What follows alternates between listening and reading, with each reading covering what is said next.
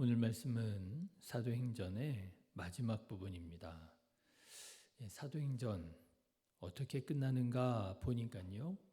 로마에 도착한 바울이 또다시 약 2년 동안 구금 생활을 하면서 복음을 전하게 되었더라. 이것이 사도행전의 끝입니다. 30절 말씀을 보십시오.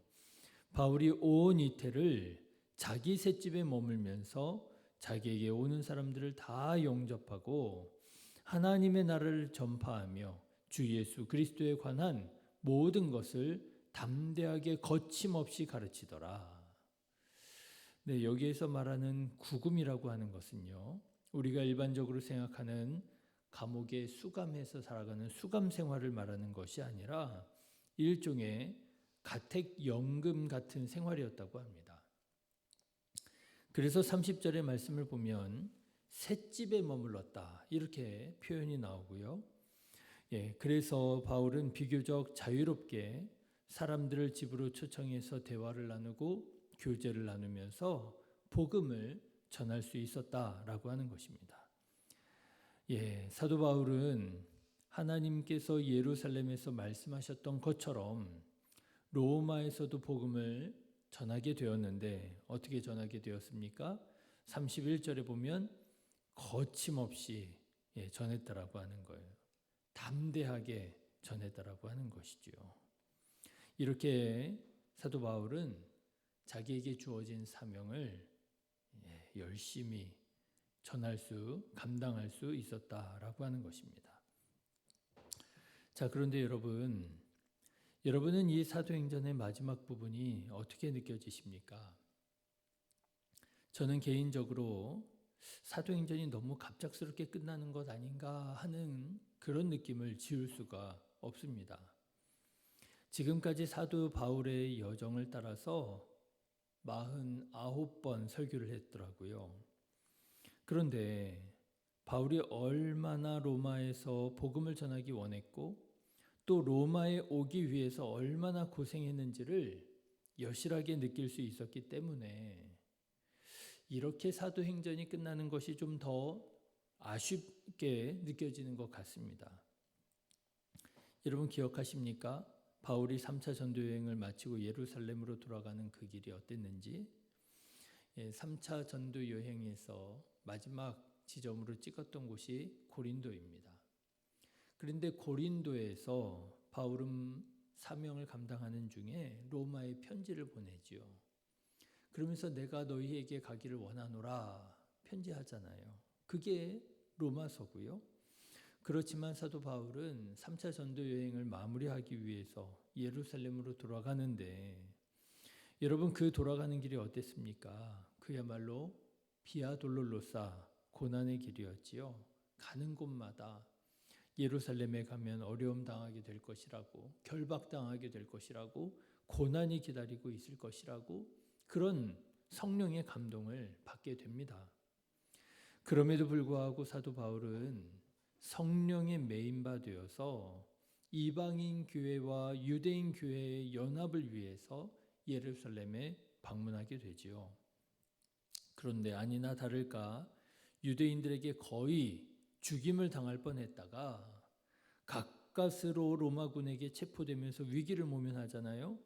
그리고 어떻게 됩니까? 유대인 공회에도 끌려가고 벨릭스 총독, 베스도 총독 앞으로 끌려가고 아그리빠 왕 앞에서 끌려가가지고 신문을 받으면서 예루살렘의 외항이라고 할 수 있는 가이사랴에서만 2년 동안 구금 생활을 하게 됩니다. 로마에 가기를 원했어요. 그런데요, 이 사명을 마무리하고 매듭 짓기 위해서 예루살렘에 갔는데 2년 동안이나 구금 생활을 하게 된 겁니다. 결국에 로마로 압송되어 가게 되었는데 가는 길도 험했지요. 유라굴로 광풍을 만나 표류하면서 죽을 뻔했고요. 멜리데 섬에서 가까스로 구조되었지만 뱀에 물려 죽을 뻔했고요. 로마로 가는 길에만 3개월을 훌쩍 넘기게 되었더라고 하는 거예요. 그렇게 어렵게 드디어 로마에 도착했습니다. 그리고 마침내 로마에서 2년 동안의 연금 생활을 하면서 복음을 담대하게 거침없이 전할 수 있게 되었다라고 하는 거예요. 여러분, 이렇게 어렵게 로마에 와서 복음을 무려 2년 동안 전했으니 우리는 어떤 말씀을 기대하겠습니까? 사도 바울이 이 2년 동안 로마에서 어떻게 복음을 전하고, 그죠? 또 어떤 복음의 열매를 맺었는지 궁금하지 않습니까? 그래서 한번 생각해 봤어요. 만일 사도행전이 이렇게 끝났다면 어땠을까? 베드로는 유대인들에게, 사도 바울은 로마에서 이방인들에게 복음을 열심히 전했다는 거죠. 그래서 수많은 유대인들이 주님께로 돌아오게 되어지고 수많은 이방인들이 주께로 돌아오게 되었다. 여러분, 이 사도행전이 그렇게 끝났더라면 어땠겠습니까? 또 가는 곳곳마다 교회가 세워졌더라 한다는 거예요. 이렇게 복음을 위하여 살았던 사도 베드로와 사도 바울이 로마에서 이렇게 죽었더라라고 한다면 얼마나 신나고 얼마나 감동적이고 그랬겠습니까? 그런데 여러분, 우리 오늘 방금 읽었지만 사도행전은 그런 사도 바울의 마지막 순간에 대해서는 이런 반구하지 않고요. 사도행전은요, 2년 동안 사도 바울이 어떻게 복음을 전했고 어떤 복음의 열매를 맺었는지에 대해서는 아무런 말씀이 없고요. 그냥 이렇게 끝나는 거예요. 사도 바울이 이태를 자기 셋집에 머물면서 자기에게 오는 사람을 다 영접하고 하나님 나라 전파하고 주 예수 그리스도에 관한 모든 것을 담대하게 거침없이 가르치더라. 이게 다예요. 왜 이렇게 끝났을까요? 사도행전은 끝나서는 안 되는 성경이기 때문이 아닌가 싶습니다. 여러분, 만일 사도행전이 제가 방금 전에 말씀드린 것처럼 그런 식으로 끝났더라면 여러분, 우리는 성경을 어떻게 읽게 되었을까요? 우리는 사도행전을 어떻게 이해하게 되었겠습니까? 사도행전이 이렇게 끝났구나, 그렇게 이해하지 않겠습니까? 예수님께서 명령하신 대로 예루살렘과 온 유대와 사마리아와 땅끝까지, 여기에서 땅끝이 어디가 되겠습니까? 로마 제국의 심장인 로마가 되겠죠.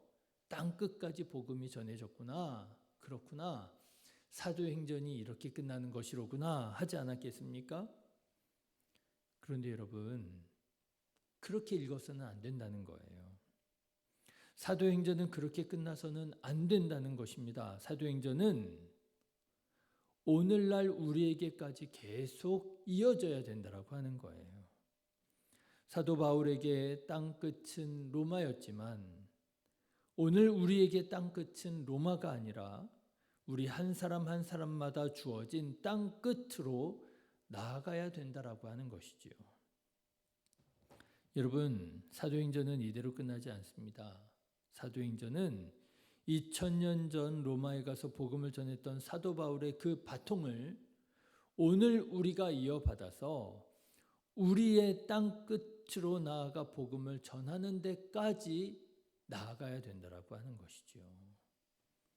그래서 한때 사도행전 29장이라고 하는 그런 개념이 유행했던 적이 있었습니다.